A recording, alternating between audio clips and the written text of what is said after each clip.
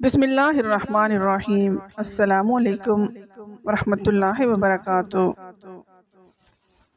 नाज़रीन, इस वजीफ़े को करने से बड़ी परेशानी ख़त्म हो जाती है, बड़ी से बड़ी बीमारी दूर हो जाती है। ये ऐसा वजीफ़ा है जिसने भी किया वो नाउमीद नहीं हुआ। सूरह कौसर कुरान पाक के 30वें पारा में है और ये कुरान पाक की 108वीं सूरह मुबारका कहलाती है।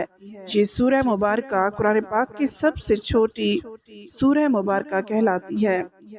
इस सूरह मुबारका को सूरह कौसर इसलिए भी कहा जाता है क्योंकि इस सूरह मुबारका में नबी करीम सल्लल्लाहु अलैहि वसल्लम को कौसर की बशारत हुई और इस आयत मुबारका में नबी करीम सल्लल्लाहु अलैहि वसल्लम को अजीम तोहफ़ा देने पर अल्लाह ने नबी करीम सल्लल्लाहु अलैहि वसल्लम को कुर्बानी देने और नमाज कायम करने का हुक्म भी दिया। बुजुर्गान दीन ने सूरह कौसर के बारे में बहुत सारे फ़वाइद और उसकी बहुत फजीलतें बयान की हैं।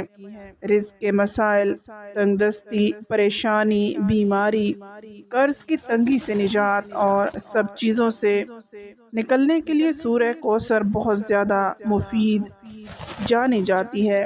नाज़रीन, आज की इस वीडियो में हम आपकी खिदमत में सूरह कौसर का एक बड़ा ही ख़ास, मुजर्रब, अजीम, आज़मूदा और पावरफुल वजीफ़ा लेकर हाजिर हुए हैं। ये सूरह कौसर का वजीफ़ा बहुत ही ज़्यादा ख़ास है। इस वजीफ़े को आप किसी भी हाजत के लिए कर सकते हैं और आज तक जितने भी बहन भाइयों ने इस अमल को किया, इस वजीफ़े को किया, उनकी बड़ी से बड़ी, सख्त से सख्त हाजत भी अल्लाह तबारक व तआला ने अपने करम और फजल से पूरी फरमाई।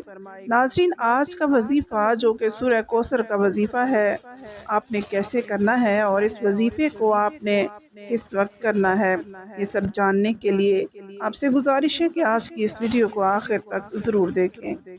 नाज़रीन, अल्लाह तबारक व तआला को अपने बंदों से बहुत ज़्यादा प्यार है, इसलिए अल्लाह तबारक व तआला कुरान पाक में इरशाद फरमाता है कि जब मेरे बंदे मेरे बारे में पूछें तो उनसे कह दीजिए कि मैं उनके बहुत ज़्यादा करीब हूँ।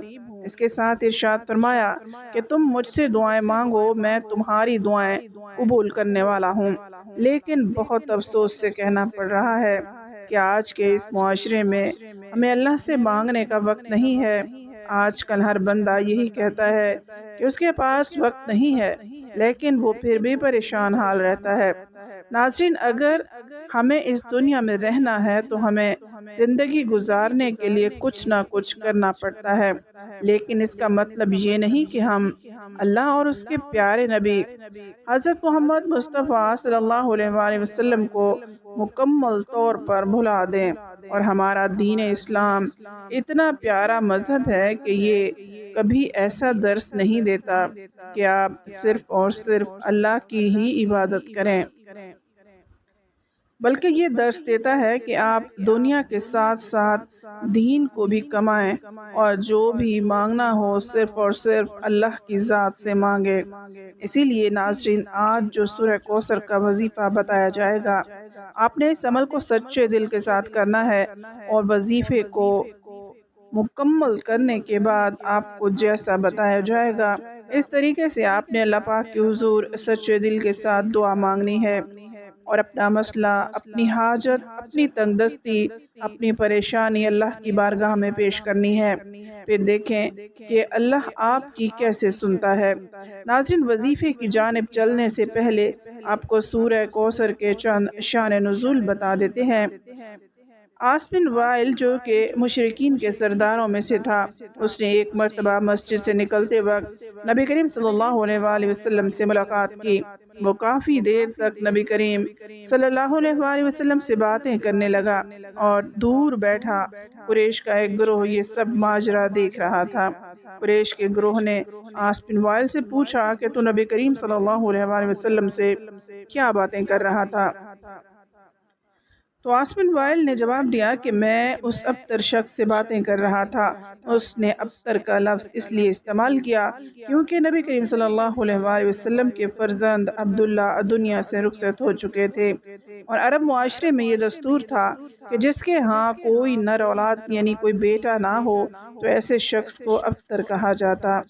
لہٰذا قریش میں جو بھی نبی کریم صلی اللہ علیہ وآلہ وسلم کے دشمن تھے، عبداللہ کی وفات کے بعد انہوں نے نبی کریم صلی اللہ علیہ وآلہ وسلم کو ابتر کا لقب دینا شروع کر دیا۔ ایسے موقع پر اللہ تبارک و تعالیٰ کی رحمت جوش میں آئی اور اللہ پاک نے نبی کریم صلی اللہ علیہ وآلہ وسلم کو سورہ کوثر کا تحفہ دیا جس میں انہیں جنت میں کوثر کی بشارت ہوئی۔ ناظرین، ایک روایت میں آتا ہے کہ صحابہ کرام رضوان اللہ علیہم اجمعین بیان فرماتے ہیں کہ ایک روز نبی کریم صلی اللہ علیہ وآلہ وسلم ہمارے درمیان بیٹھے ہوئے تھے۔ اچانک نبی کریم صلی اللہ علیہ وآلہ وسلم پر نیند اور بے ہوشی کی کیفیت طاری ہو گئی۔ تھوڑی دیر بعد نبی کریم صلی اللہ علیہ وآلہ وسلم نے اپنا سر مبارک اوپر اٹھایا اور مسکرانے لگے۔ صحابہ کرام رضوان اللہ علیہم اجمعین نے پوچھا کہ اے اللہ کے پیارے نبی صلی اللہ علیہ وآلہ وسلم، آپ کس وجہ سے مسکرا رہے ہیں؟ تو آپ صلی اللہ علیہ وآلہ وسلم نے جواب دیا، مجھ پر ابھی ابھی ایک سورت نازل ہوئی ہے۔ پھر آپ صلی اللہ علیہ وآلہ وسلم نے بسم اللہ الرحمن الرحیم کے ساتھ سورہ کوثر کی تلاوت فرمائی۔ پھر نبی کریم صلی اللہ علیہ وآلہ وسلم نے پوچھا، اے صحابہ، کیا آپ کو معلوم ہے کہ یہ کوثر کیا چیز ہے؟ صحابہ کرام نے جواب دیا، اللہ اور اس کے رسول بہتر جانتے ہیں۔ اب صلی اللہ علیہ وآلہ وسلم نے فرمایا، یہ جنت میں ایک نہر ہے جس کا اللہ تبارک و تعالیٰ نے مجھ سے وعدہ فرمایا ہے، اور یہ ایک حوض ہے جس میں میری امت قیامت کے دن پانی پینے کے لیے آئے گی۔ اس نہر کے قریب پانی پینے والے برتن ستاروں کی مانند ہوں گے۔ ناظرین، یہ سورہ مبارکہ بہت ہی زیادہ برکت اور فضیلت والی سورہ ہے۔ اس سورہ مبارکہ کی شان نزول کے بارے میں بتایا گیا۔ یہ اس لیے اہم تھا کہ جب آپ یہ وظیفہ کرنے کے لیے بیٹھیں تو آپ کو اس کا شان نزول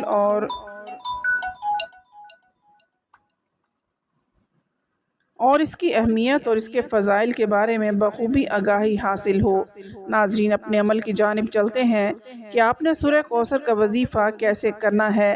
یاد رہے کہ رات کو سونے سے پہلے یا عشاء کی نماز ادا کرنے کے بعد اس عمل کو کر لینا ہے۔ سب سے پہلے آپ نے 2 رکعت نماز صلاۃ الحاجت ادا کرنی ہے، اور ان 2 رکعت میں آپ نے سورہ فاتحہ کے بعد 11 مرتبہ سورہ کوثر، 11 مرتبہ سورہ اخلاص پڑھنی ہے۔ اس نماز کو مکمل کرنے کے بعد آپ اپنی جگہ پر بیٹھے رہیں، یعنی جائے نماز پر بیٹھے بیٹھے 129 مرتبہ آپ نے سورہ کوثر کی تلاوت کرنی ہے۔ بسم اللہ الرحمن الرحیم 129 مرتبہ سورہ کوثر پڑھنے کے بعد آپ نے اپنی آنکھیں بند کر لینی ہیں۔ آنکھیں بند کر کے آپ نے اللہ تبارک و تعالیٰ کی کچھ دیر تک حمد و ثنا بیان کرنی ہے، اللہ تبارک و تعالیٰ کی بڑائی بیان کرنی ہے، اور یہ اپنے آپ کو باور کروانا ہے کہ اللہ کی ذات کتنی زیادہ عظیم ہے۔ اس کی بارگاہ میں ندامت کے چند آنسو بھی لازمی بہانے ہیں، اور اگر آپ کو رونا نہیں آ رہا تو کم از کم رونے والا منہ لازمی بنائیں، لیکن آپ جو بھی عمل کریں وہ سچے دل کے ساتھ کریں۔ آپ کی پوری کوشش یہ ہونی چاہیے کہ اللہ آپ سے راضی ہو جائے۔ ناظرین، یقین جانیے جب اللہ کی ذات بندے سے راضی ہو جاتی ہے تو پھر دنیا کی کوئی بھی طاقت اس بندے کا کچھ نہیں بگاڑ سکتی۔ لہٰذا ہمیشہ اللہ سے مانگنے کا اپنا یقین بنا لیں، اللہ تبارک و تعالیٰ آپ کو کبھی محتاج نہیں کرے گا۔ انشاءاللہ اس عمل کی برکت سے آپ کی جو بھی جائز حاجت ہوگی وہ اللہ تبارک و تعالیٰ اپنے کرم و فضل سے پورا فرما دیں گے۔ اللہ پاک سے دعا ہے کہ اللہ ہم سب کو نیک اعمال کرنے کی توفیق نصیب فرمائے، آمین۔